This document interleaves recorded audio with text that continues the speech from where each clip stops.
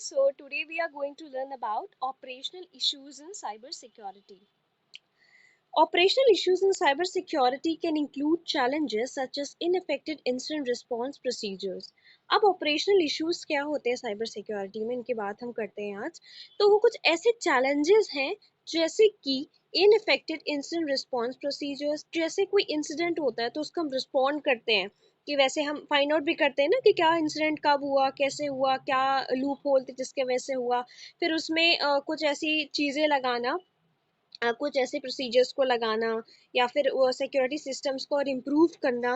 तो वो सब चीज़ें ठीक से ना होना, इनसफिशिएंट एम्प्लॉय की ट्रेनिंग, यहाँ पे ठीक से एम्प्लॉय की ट्रेनिंग ना होना कि कब क्या करना है, ऐसा हुआ है कोई अटैक हुआ है या कोई ऐसी चीज़ हुई है, कोई लीकेज हुई है डाटा की, तो उसे कैसे प्रोटेक्ट करना है, दोबारा से रीगेन कैसे करें चीज़ों को। तो ये इनसफिशिएंट एम्प्लॉय की ट्रेनिंग, कोई भी ऑर्गेनाइजेशन में जाओ तो एम्प्लॉय की ट्रेनिंग होती है ना, तो वही ट्रेनिंग जो यहाँ पे है वो इनसफिशिएंट है, सही ना होना। ऑन सिक्योरिटी प्रोटोकॉल्स, आउटडेटेड और मिसकॉन्फ़िगर्ड सिक्योरिटी सिस्टम। मिसकॉन्फ़िगरेशन अटैक होता है, मतलब मिसकॉन्फ़िगर, जो चीज़ें ठीक से कॉन्फ़िगर्ड नहीं हुई हैं जिसके वजह से कोई लूप होल है या कोई अटैक आ सकता है, वहां से वो एंड पॉइंट्स ठीक से नहीं देखे गए हैं।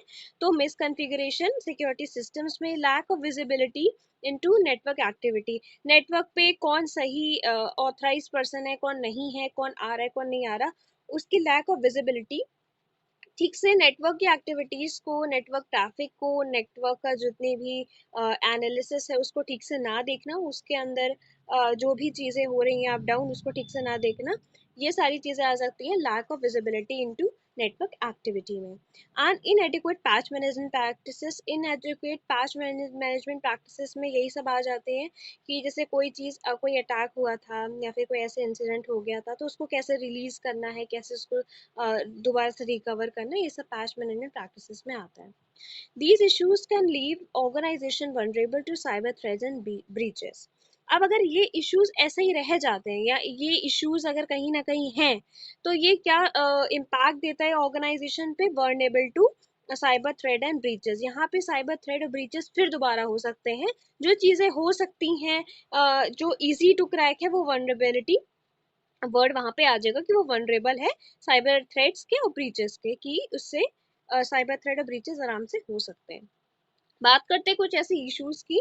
तो पहला हो गया इंसिडेंट रिस्पांस ना होना, जैसे कि अभी हमने बात करी। तो inadequate incident response procedure can lead to delays in identifying and mitigating security breaches, increasing the potential impact of cyber attacks. ठीक से जब चीज़ों को हम समझ ही नहीं पा रहे हैं कि क्या हुआ है क्या नहीं हुआ, रिस्पॉन्ड कर पा रहे हैं आइडेंटिफाई करके, तो हमको नहीं समझ में आएगा ना कि इसका क्या पोटेंशियल चीज़ें हैं जो आगे हो सकती हैं, और हम उसको प्रोटेक्ट भी नहीं कर पाएंगे ठीक से। सेकंड, जैसे अभी हमने ऊपर ही पॉइंट में बात की थी, employ training, insufficient training and awareness among employees.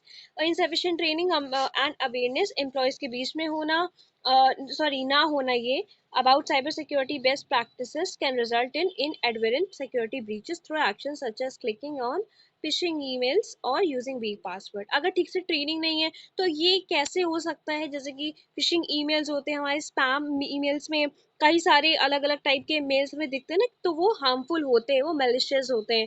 जैसे कि उसको क्लिक कर देना, ये लैक ऑफ एम्प्लॉय ट्रेनिंग में आ सकता है। और यूजिंग वीक पासवर्ड्स को यूज करना।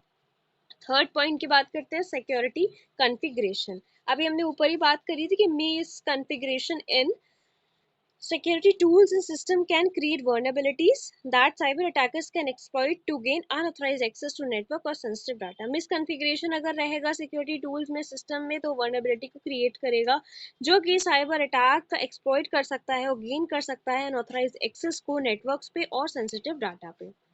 फोर्थ पॉइंट आता है आपका patch management, failure to promptly apply security patches and updates to software and system can leave them vulnerable to known exploit and vulnerabilities. ठीक से सॉफ्टवेयर को अपडेट ना करना, कोई चीज़ अगर हो गई है तो मान लो हमें कोई चीज़ नहीं पता थी और कोई ऐसा अटैक हो गया, तो वो मैकेनिज्म हमें लगाना है, वो मैकेनिज्म लगाना है, तो ये सॉफ्टवेयर अपडेशन टाइप की चीज़ हो गई। ठीक, और सिस्टम को अगर ऐसा नहीं होता है तो वैसे ही वनरेबल फिर से वो रहेगा, फिर से उसमें वर्नेबिलिटीज रह जाएंगी और दोबारा से वो चीज़ मीन्स अटैक और डाटा ब्रीच जो भी हुआ था वो हो सकती है। फिर बात करते हैं फिफ्थ पॉइंट की। हमारे पास फिफ्थ है access control. Poorly manage user access privileges can result into unauthorized users gaining access to sensitive data system, increasing the risk of data breaches. तो पुअरली मैनेज्ड यूजर एक्सेस को मतलब किसी को भी एक्सेस दे रहे हैं या फिर ठीक से एक्सेस ना देना, जो इंपॉर्टेंट चीज है उसके लिए एक्सेस ना देना और चीजों के लिए दे देना, एक्सेट्रा एक्सेट्रा, उस वो रिजल्ट क्या करेगा आपका, अनऑथराइज यूजर को भी gaining access to sensitive data को भी एक्सेस कर सकता है, सिस्टम्स को और इंक्रीज कर सकता है जो डाटा का ब्रीचेस हैं।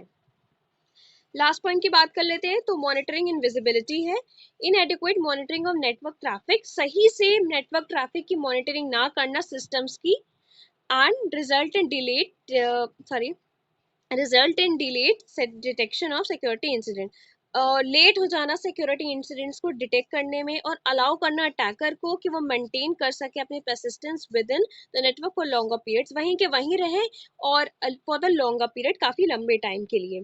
तो उससे ये जितना ज्यादा टाइम वो उस चीज को करेंगे उतनी चीजें हमारी हार्मफुल होती जाएंगी। तो आई होप आपको ऑपरेशनल इश्यूज साइबर सिक्योरिटी के समझ में आए हों, और आपको अगर नहीं समझ में आया तो प्लीज कमेंट करिएगा। और आज के लिए इतना ही, मिलते हैं नेक्स्ट वीडियो में।